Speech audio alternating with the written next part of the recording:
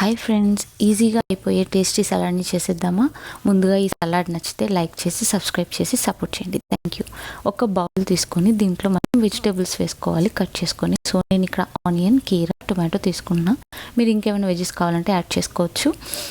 Like let's are cabbage ఇలాంటివి add చేసుకోవచ్చు. నేను ఇక్కడ ఆనియన్, కీరా, టొమాటో యాడ్ చేసుకుంటున్నాను. వీటి అడిషనల్గా ఇంకా కొన్ని నేను యాడ్ చేస్తాను అనమాట.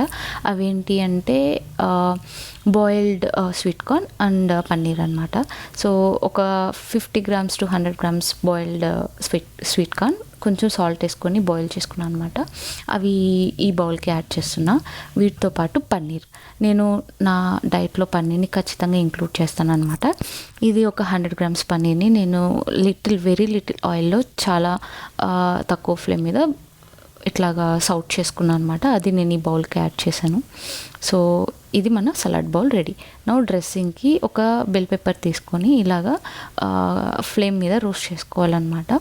సో ఇలా రోస్ట్ చేసుకోవటం వల్ల ఫ్లేవర్స్ మంచిగా వస్తాయి అండ్ డ్రెస్సింగ్ చాలా టేస్టీగా ఉంటుంది. సో దీన్ని నేను ఇలాగ రోస్ట్ చేసుకొని పక్కన పెట్టుకుంటాను. నా ఒక జార్ తీసుకొని దాంట్లో కొంచెం మింట్ లీవ్స్, దాంతోపాటు కొంచెం కొరియాండర్ తీసుకొని దానికి ఇంకా అడిషనల్గా నేను కొంచెం పన్నీర్ యాడ్ చేస్తాను అనమాట.